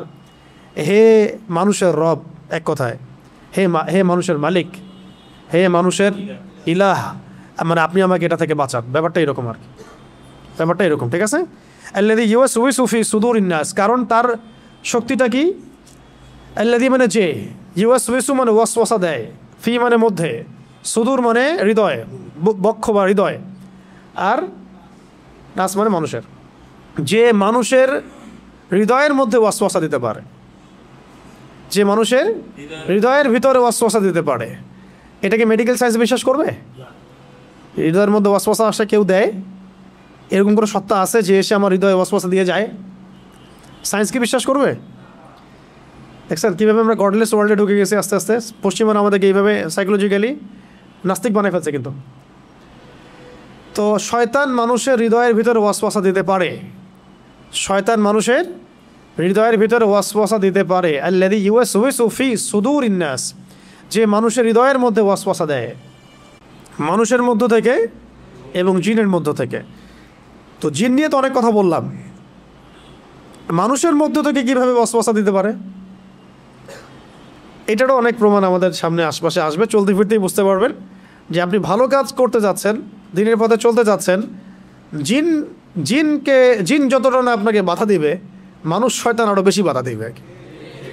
মিনাল জিন্নাতি ওয়ান নাস, শয়তান কয় প্রকার তাহলে? জিন শয়তান আছে, আবার মানুষ শয়তান আছে। কখনো কখনো মানুষ শয়তান মানে জিন শয়তানকে দমন করা সহজ, কখনো কখনো জিন শয়তানকে দমন করাটা সহজ। আয়াতুল কুরসি পড়েন, জিন শয়তান পালা চলে যাবে। কিন্তু আয়াতুল কুরসি আপনি পড়েন, মানুষ শয়তান পালাবে না। ঠিক আছে? তো মানুষ শয়তানকে দমন করাটা একটু কঠিন। তো শয়তান দুই প্রকার, মাথা রাখতে হবে, জিন শয়তান, মানুষ শয়তান। উভয় শয়তানের পক্ষ থেকে আল্লাহ, উভয় শয়তানের মানে ক্ষতি থেকে আমি আল্লাহ পাকের কাছে আশ্রয় প্রার্থনা করছি। তো এই সূরার মধ্যে কতগুলো বিষয় আসছে? প্রথমে 4টা বিষয়, তারপরে আবার কয়টা বিষয়? হ্যাঁ, দুইটা বা 3টা বিষয়, মোট এই 6টা বিষয় থেকে এই দুটো সূরাতে আশ্রয় চাওয়া হয়েছে, যেগুলো আমরা বাহ্যিক জ্ঞান দিয়ে এগুলোকে আমরা ডিল করতে পারবো না বা এদের সাথে আমরা ফাইট করতে পারবো না। এই সূরা দুটো শোয়ার সময় আমল করা, সাথে সূরা ইখলাস থাকবে, সকাল সন্ধ্যায় আমল করা, এবং প্রত্যেক ফরজ নামাজের পরে আমল করা। প্রত্যেক ফরজ নামাজের পরে অন্তত একবার করে পড়া, সকাল সন্ধ্যায় 3বার করে, আর ফরজ নামাজের পরে কয়বার করে? একবার করে। এছাড়াও যখন তখন চলতে ফিরতে যখন তখন আপনি সূরা ফালাক, নাস, ইখলাস পড়তে পারেন। এবং আমি একটা হাদিস এটাও পেয়েছিলাম যে রাসূল সাল্লাল্লাহু আলাইহি ওয়াসাল্লাম তাহাজ্জুদের নামাজে যখন উঠতেন, তখনও মাঝে মাঝে তাহাজ্জুদের নামাজে তিনি 2 রাকাত নামাজে প্রথম রাকাতে সূরা ফালাক, তারপরে ইখলাস, সূরা নাস পড়েছেন। প্রথম রাকাতে সূরা ফালাক, দ্বিতীয় রাকাতে সূরা নাস পড়েছেন। এটাও আমল করতে পারেন রাতের বেলা উঠে, এটাও আমল আছে মাসনুন। তো এর উপর আমল করা তৌফিক আল্লাহ পাক আমরা সবাইকে দান করেন, এবং এই সমস্ত ক্ষতিগুলো থেকে আল্লাহ পাক আমাদেরকে হেফাজত করে নেবেন। আর শেষ পয়েন্ট হচ্ছে, লাস্ট পয়েন্ট হচ্ছে যে কিছু কিছু কাজ আছে, এটা লাস্ট পয়েন্ট আমাদের আজকের আলোচনার। কিছু কিছু কাজ আছে যেগুলো করলে এই ক্ষতিগুলোতে লিপ্ত হওয়ার সম্ভাবনা 100%। কিছু কাজ আছে যেগুলো করলে এগুলোতে লিপ্ত হওয়ার সম্ভাবনা, ইফেক্টেড হওয়ার সম্ভাবনা প্রায় 100%। জানা দরকার আছে না? আর কিছু কাজ আছে যেগুলো করলে ইনশাআল্লাহ এগুলো থেকে বেঁচে থাকা সহজ হবে, মানে সহজ হবে বলতে ইনশাআল্লাহ আপনি বাঁচবেনই ইনশাআল্লাহ। ইনশাআল্লাহ আগে বলি ওই কয়েকটা কাজ বলি যেগুলো করলে এগুলোতে লিপ্ত হওয়ার সম্ভাবনা একদম 100% ধরেন, ঠিক আছে? নোট করেন। এগুলো আমি শুধু মানে কিতাব থেকে বলতেছি এমন না, অনেক অভিজ্ঞতাও আছে সাথে, আবার অনেক পেশেন্ট বা অনেক ইফেক্টেড মানুষের হিস্ট্রিও একসাথে করে আমি কথাটা বলছি। 1 নম্বর হচ্ছে আল্লাহ পাকের ফরজ ওয়াজিব না মানলে, আল্লাহ পাকের ফরজ ওয়াজিব না মানলে এগুলোতে লিপ্ত হওয়ার সম্ভাবনা, ইফেক্টেড হওয়ার সম্ভাবনা 100% ধরে রাখেন, যখন তখন লিপ্ত হয়ে হতে পারেন, আল্লাহ না করুন। সেকেন্ড হচ্ছে মিউজিক চর্চা করলে, মিউজিক চর্চা বলতে শুনলেও, এই যে মিউজিশিয়ানদেরকে দেখেন স্টেজে উঠে এরকম বান্দরের মতো লাভ দেয়, এই সব আসলে জিন আছে। আপনি যদি আমাকে বলেন যে ভাই প্রমাণ করে দেখেন, আমি দেখাতে পারবো না, কিন্তু আমি বিশ্বাস করি আছে, ঠিক আছে? এটা স্বাভাবিক সাধারণ মানুষের পক্ষে করা সম্ভব না। এমনকি এই যে ইন্ডাস্ট্রি, এই ইন্ডাস্ট্রির মধ্যেও এদের প্রভাব আছে। কোনো সুস্থ স্বাভাবিক মানুষ এইরকম বিকৃত যৌনাচার করতে পারে না, কথা বুঝতে পারছেন? এমনকি আমার তো সন্দেহ হয় যে এখন এই যে LGBTQ এই যেগুলো আসতেছে, এরাও যে জিনদের উপাসনা করে কিনা আল্লাহ ভালো জানেন। তো যাই হোক, এই অশ্লীলতা মানে 1 নম্বরটা বলছি কি, আল্লাহ পাকের সমস্ত মানে ফরজ ওয়াজিব না মানলে এটা ইফেক্টেড হওয়াটা 100% লিখে রাখেন। 2 নম্বর খাস করে মিউজিক, খাস করে মিউজিক। 3 নম্বর বলছিলাম যে খাস করে অশ্লীলতা, বেহায়াপনা। তো প্রথমটা কি বলছি ভাই, আমাদের পয়েন্টটা কি, যে কাজগুলো করলে পরে সেহের আইন হাসাদ বা এই ধরনের সমস্ত ক্ষতিতে লিপ্ত হয়ে যাওয়া মানে ইফেক্টেড হয়ে যাওয়ার সম্ভাবনা আছে, সেগুলোর 1 নম্বর তালিকায় 1 নম্বর কি, আল্লাহ পাকের ফরজ ওয়াজিব যদি না মানে তাহলে এগুলোতে ইফেক্টেড হতে পারে 100% সম্ভাবনা আছে। 2 নম্বর খাস করে আমি বলেছি কার কথা, কোন মিউজিকের কথা। মিউজিকের যারা লিপ্ত হয় বা মিউজিকের সাথে থাকে বা মিউজিক্যাল ইনস্ট্রুমেন্ট প্লে করে অথবা গান শোনে নিয়মিত, এদের মধ্যেও এগুলো প্রভাব বিস্তার করে। 3 নম্বর হচ্ছে অশ্লীলতা, বেহায়াপনা। যারা অশ্লীলতা বা বেহায়াপনায় লিপ্ত থাকে তারা এগুলোতে ইফেক্টেড হয়। 4 নম্বর হচ্ছে উদাসীন থাকা, অলস উদাসীন থাকা। দেখবেন আপনি কিছু ভবঘুরে মানুষ আছে উদাসীন, রাত জেগে ঘুরে বেড়াচ্ছে, এমনি এখানে ওখানে ঘোরাফেরা করতেছে, কোনো জীবনের কোনো ভিশন নাই, মিশন নাই, উদাসীন ভবঘুরে টাইপের, জিন ধরে এদেরকে, সম্ভাবনা আছে। 5 নম্বর হচ্ছে পেশাব থেকে পবিত্র না হওয়া। পেশাব পায়খানার যে বিষয়গুলো আছে, ইস্তেঞ্জা আমরা যে করি, টয়লেট ওয়াশরুম, এগুলো থেকে পরিপূর্ণরূপে পবিত্র না হওয়া, এটা মারাত্মক। এটা তো 1 নম্বরে মানে 2 নম্বর রাখা দরকার ছিল মনে হয়। আমি তো আসলে সিরিয়াল করে নিয়ে আসি না, আমি জাস্ট বলতেছি, আপনারা নোট করেন। যদি কেউ অপবিত্র থাকে পেশাব থেকে, পেশাবের ছিটাফোটা থেকে, নাপাক থাকে, এক কথায় নাপাক থাকে, এটা সম্ভাবনা আছে তার এগুলো ইফেক্টেড হওয়ার, ঠিক আছে? কটা বলছি? 5টা। একটা লিখেন যে মাদকদ্রব্য সেবন করে, মাদকদ্রব্য সেবন যারা করে বা এটার সাথে ইফেক্টেড থাকে, মানে থাকে, এডিক্টেড থাকে, তারা এগুলোতে ইফেক্টেড হওয়ার সম্ভাবনা 100%।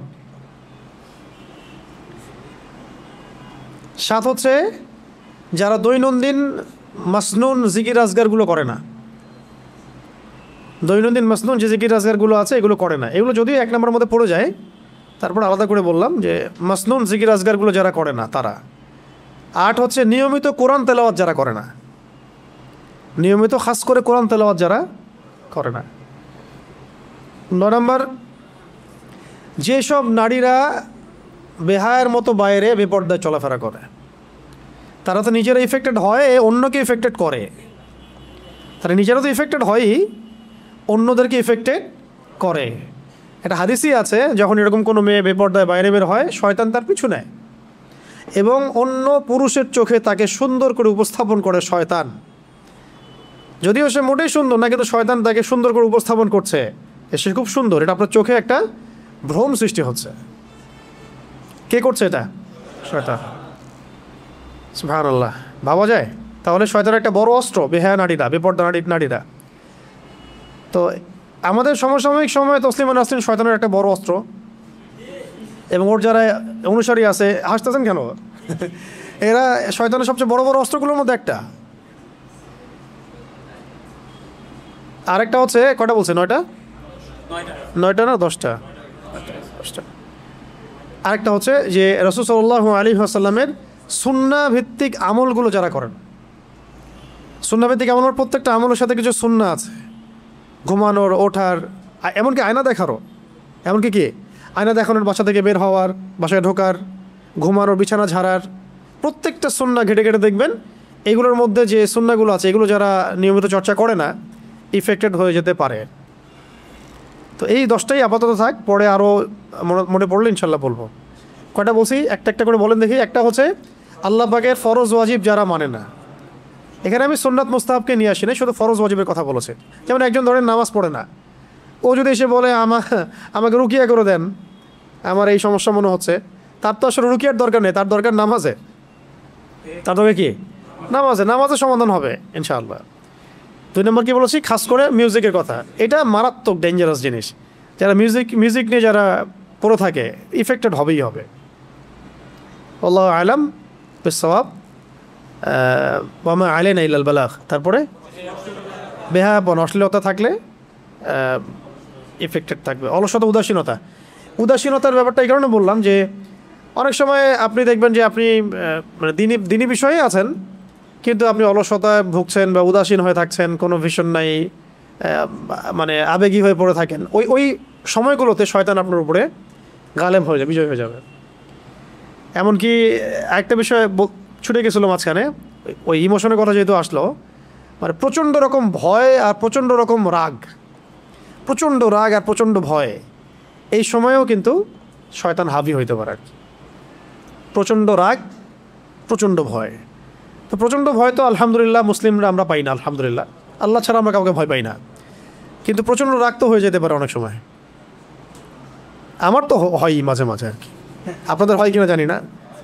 তবে এখন আমি নিজেই অবাক হই নিজেকে দেখে যে আসলে রাগ একদম কমে গেছে। আগে খুব রাগ ছিল, আর মানে সব কিছুর হাকিকত যখন বুঝে ফেলবেন তখন রাগ কমে যাবে আর কি। তো প্রচণ্ড রাগের সময় শয়তান হাবি হয়। এই জন্য কিন্তু রাগের সময় নবীজি বলেছেন না যে রাগ হলে তোমরা কি পড়ো, আউযু বিল্লাহি মিনাশ শাইতানির রাজিম, অজু করা, রাগের সময় অজু করা, দাঁড়াইলে বসে পড়া, এই কাজগুলো করলে শয়তান হাবি হবে। আরেকটা কি বলছি, ইস্তেনজা, নাপাকি থাকে। নাপাক থাকলে খাস করে দেখবেন যে মেয়েরা হায়েজের সময়, নেফাসের সময়, এই সময়গুলোতে শয়তান হাবি হওয়ার চেষ্টা করে। ওই সময়গুলোতে যদিও আমরা নামাজ পড়তে পারছি না, মা বোনদের কথা বলছি, কিন্তু আজকার করতে পারে, আজকার জিকির আজগারে থাকতে হবে। আচ্ছা ঠিক আছে। তারপরে মাদক দ্রব্য, এটা তো আপনারা বুঝতেই পারতেছেন। যদি ও নিজের সেন্সেই না থাকে তো ও তো শয়তান ওকে যা করাবে তাই করবে। দেখবেন যারা মানে অন্যায় করে, জুলুম করে, তারা কিন্তু মাদক খেয়ে করে। হ্যাঁ, জেনা করতে যাবে মাদক খেয়ে, কাউকে খুন করতে গেছে মাদক খেয়ে।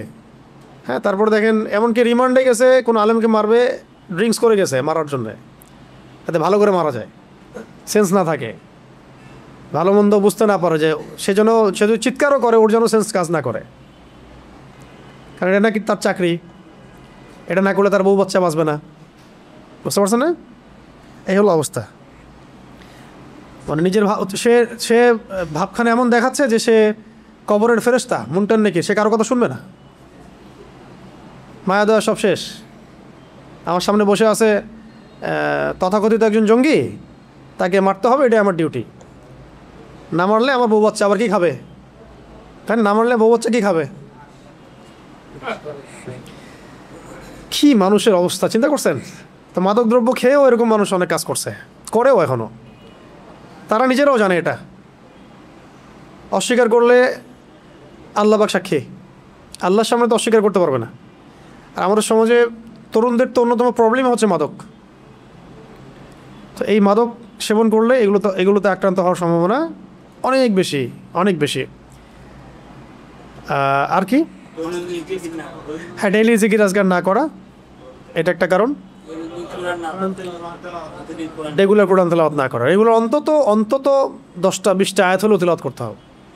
অন্তত সূরা ফালাক নাস ইখলাস হলেও তেলাওয়াত করতে হবে, তেলাওয়াত করতেই হবে, 1 পৃষ্ঠা হোক 2 পৃষ্ঠা হোক।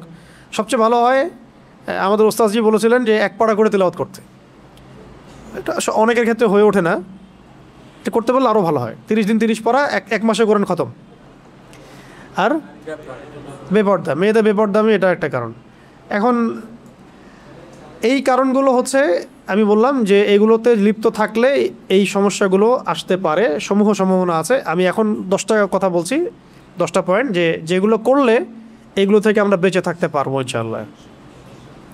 তার মধ্যে প্রথমটাই হচ্ছে পবিত্র থাকতে হবে, সবসময় অজু অবস্থায় থাকার চেষ্টা করা। কি বললাম? পবিত্র থাকা। পবিত্রতা মানে শুধু শারীরিক পবিত্রতা না, কিন্তু আত্মিক পবিত্রতাও বোঝানো হচ্ছে। সবসময় অজু অবস্থায় থাকার চেষ্টা করা, ঠিক আছে ইনশাআল্লাহ। এবং আরও ভালো হয় যদি অজু ভেঙে যায়, অজু করে এসে 2 রাকাত নামাজ পড়তে পারলে আরও ভালো। এটা বেলাল রাদিয়াল্লাহু আনহুর সুন্নাহ ছিল, মনে আছে? যখনই আমাদের নবীজি জান্নাতে যেতেন, আল্লাহ পাক তাকে জান্নাতে দেখাতেন, তখন দেখতেন বেলাল রাদিয়াল্লাহু আনহু সামনে হাঁটার যে শব্দ, এটা পাওয়া যাচ্ছে। ভাবা যায় এটা কোন আমলের বদৌলতে, বরকতে? তাহিয়াতুল ওযু। এটা ভালো হয়, 1 নম্বর। 2 নম্বর হচ্ছে যে কোনো অবস্থাতেই সকাল সন্ধ্যার জিকির না ছাড়া। এটা যদিও ওখানে বলছি, আবার বলতেছি, সকাল সন্ধ্যার জিকির কোনো অবস্থায় না ছাড়া। যেমন কিছু কমন জিকির আছে, যেমন আয়াতুল কুরসি, হ্যাঁ, তারপরে বিসমিল্লাহিল্লাযী লা ইয়াদুররু মা ইসমিহি শাইউন ফিল আরদ ওয়ালা ফিস সামাই ওয়া হুয়াস সামিউল আলিম। আচ্ছা, আউযু বিকালিমাতিল্লাহি তাম্মাতি মিন শাররি মা খালাক।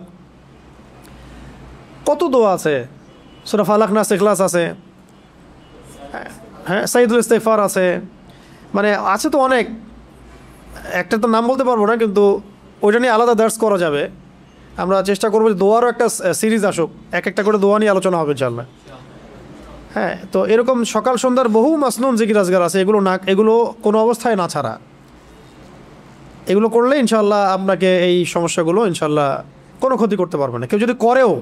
কেউ যদি আপনার এগেনস্টে এরকম কোনো কাজ করেও, কুফরি করে, বান মারে, বা জাদুটোনা করে, বা সেহের আইন হাসাদ, এগুলোতে আপনাকে কষ্ট দেওয়ার চেষ্টা করে, সাময়িক কিছু আপনার মানে একটু অসুস্থতা হতে পারে, আপনি ঠিক হয়ে যাবেন ইনশাআল্লাহ, ঠিক আছে? 3 নম্বর হচ্ছে খাস করে রাতের আমলগুলোতে গুরুত্ব দেওয়া। রাতের আমল বলতে বোঝাচ্ছি এই সন্ধ্যার পর থেকে যে রাতের জিকির আজগারগুলো আছে, এবং সূরা মুলক সূরা পারলে, সূরা ওয়াকিয়া পারলে, সূরা কাফিরুন অবশ্যই, এছাড়াও সূরা বাকারার শেষের 2-3টা আয়াত, সূরা আলে ইমরানের শেষের 10টা আয়াত, এগুলো গুরুত্ব দেওয়া রাতের আমল। রাতের বেলা ওরা কাজ বেশি করে, এরা কোন সময় কাজ বেশি করে? রাতেই বেশি কাজ করে। এই জন্য রাতের বেলা নিরাপদ থাকতে হলে আমলগুলো সন্ধ্যার পরে করে ফেললেই খালাস। চলো,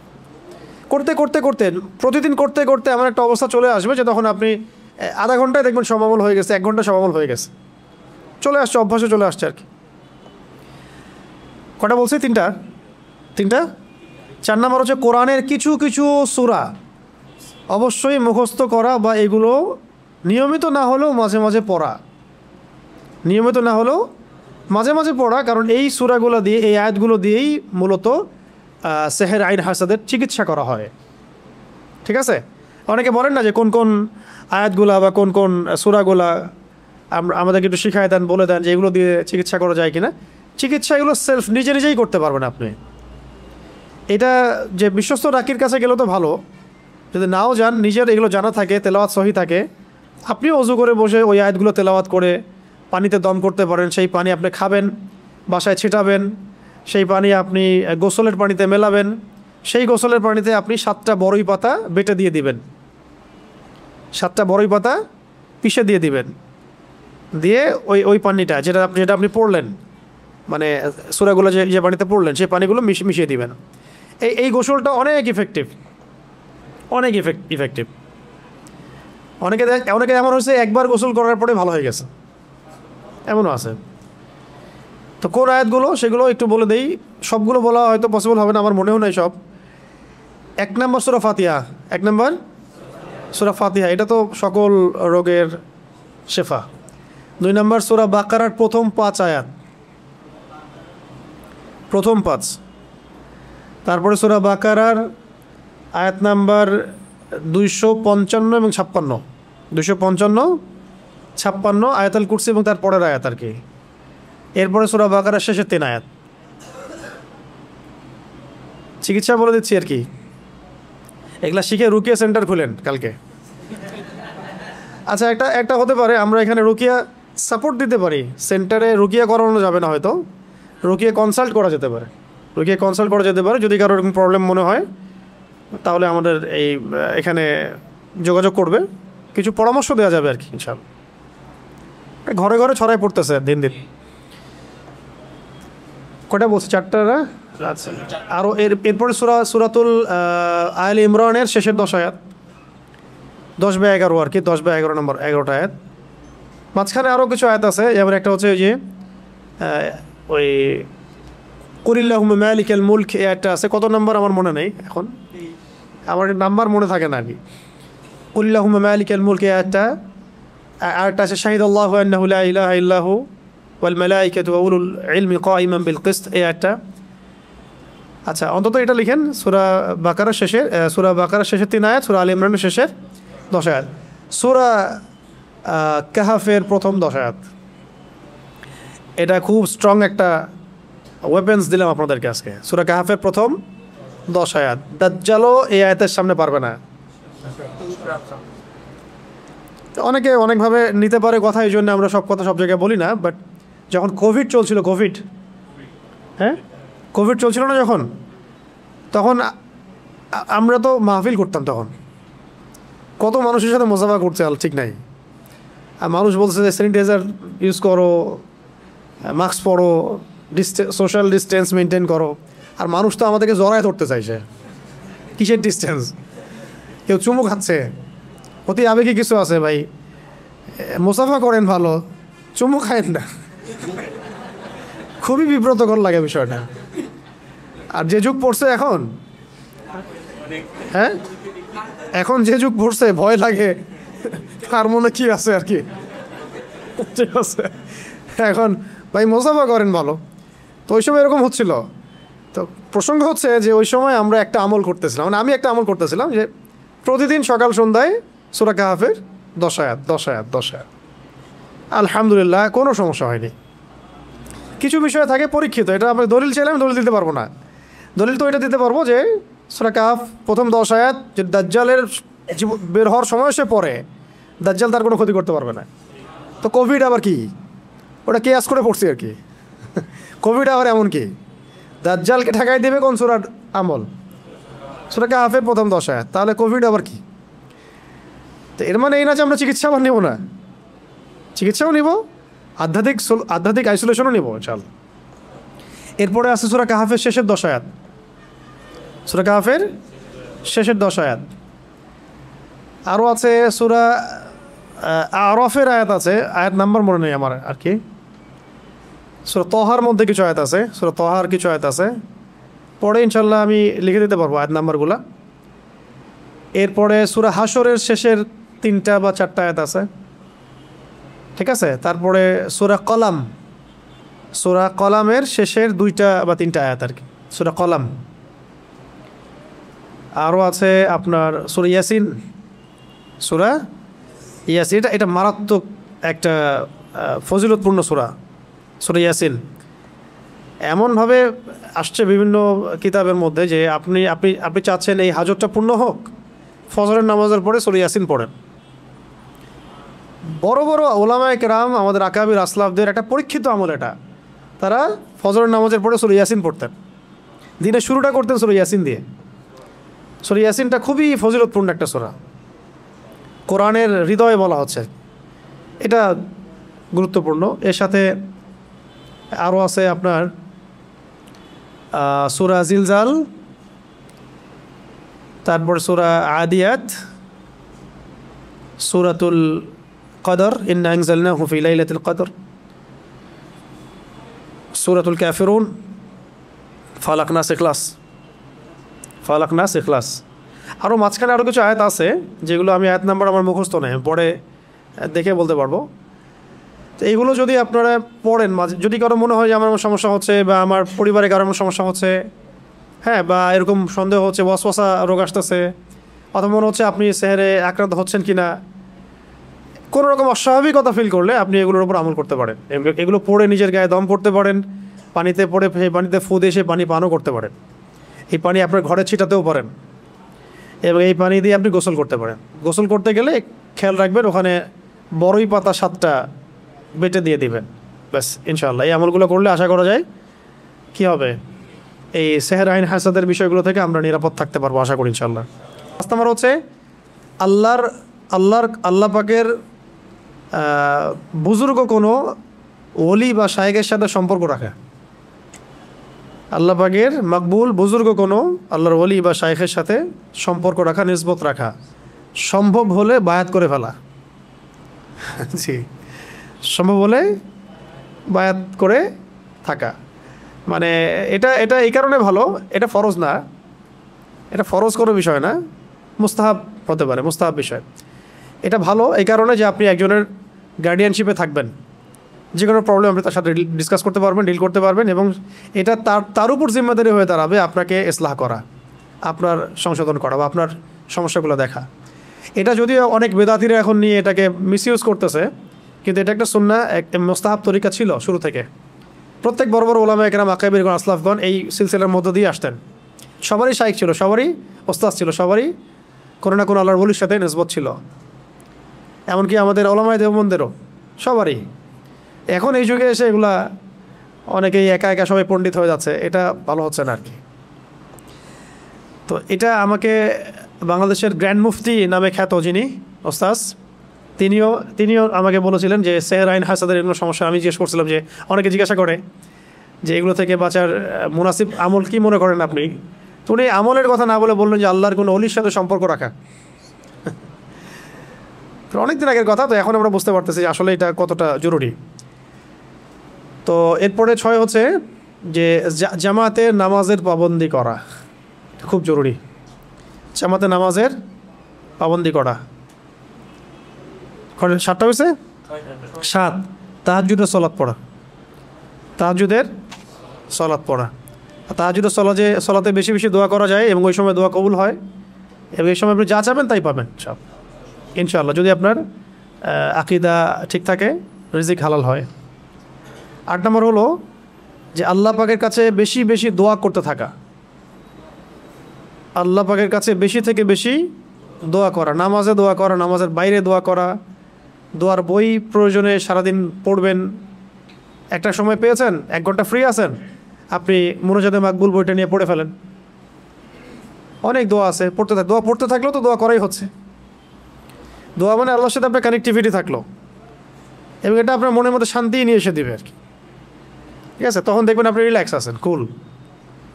আরেকটা বিষয় মাথায় আসতেছিল, কয়টা বলছি, 9টা না? গোপন দান সৎকা করা। কি করা? এটা মারাত্মক মারাত্মক অস্ত্র। শুধু আল্লাহ দেখবে না, আর কেউ দেখবে না, এমন দান সৎকা করেন শুধু আল্লাহ দেখবে, কেউ দেখবে না। এমন কিছু গোপন আমল করেন যেটা শুধু আল্লাহ দেখবে আর কেউ দেখবে না। ওই আমলটার ওসিলা করে যদি কেউ আল্লাহ পাকে এসে দোয়া করে, আল্লাহ আমার এই সমস্যাটা আল্লাহ তুমি দূর করে দাও, ইনশাআল্লাহ দূর হয়ে যাবে। পরীক্ষিত আমল গোপন দান সৎকা করা। তো এই 10টা বিষয় আজকে বললাম। ইনশাআল্লাহ আরও কোনো দিন যদি মনে পড়ে, আরও তো দার্স হতে থাকবে ইনশাআল্লাহ, আমরা বলতে থাকবো ইনশাআল্লাহ। বাকি এই 10টা বিষয় বললাম, যে 10টা বিষয়ে আমাদেরকে কী করবে, নিরাপদ রাখবে, প্রোটেক্টেড রাখবে। আর 10টা কাজ করা যাবে না, এটা মুখস্থ করে নেন আপনারা। এত অনলাইনে যাবে হয়তো ভিডিওটা, তখন আপনারা দেখতে পারবেন। বাকি এখন যারা যারা লিখে ফেলছেন, এটা মুখস্থ করে আসবেন। পরের তালিমে আমি ধরবো আপনাদেরকে, পরের তালিমে এই প্রশ্নগুলো করা হবে। যারা পারবেন হাদিয়া দেওয়া হবে, আর যারা পারবেন না তাদের টাকা থেকে হাদিয়া ওদেরকে দেওয়া হবে। ঠিক আছে ইনশাআল্লাহ? তো বলছেন এবার পাসছেন, তাইলে আল্লাহর কাছে দায়বদ্ধ থাকলেন। তাহলে আমরা আজকের মতো এখানে শেষ করি। আজকে আমরা আলহামদুলিল্লাহ সূরা ফালাক এবং নাসের গুরুত্ব, তাৎপর্য, ফজিলত এবং এই শানে নজুল সম্পর্কে জানলাম, এর অর্থগুলো জানলাম, প্রাসঙ্গিক কিছু সামান্য কিছু ব্যাখ্যা আমরা জানলাম। আরও অনেক ব্যাখ্যা আছে বিভিন্ন কিতাবাদিতে, আপনি আরও অনেক ব্যাখ্যা পাবেন। আজকে আমরা একটা প্রাথমিক ধারণা নেওয়ার চেষ্টা করলাম। আল্লাহ পাক আমাদের সবাইকে এই সূরা দুটাকে মুখস্থ করার, নিয়মিত আমল করার এবং আমলে অটল থাকার, ইস্তেকামা রাখার তৌফিক দান করেন।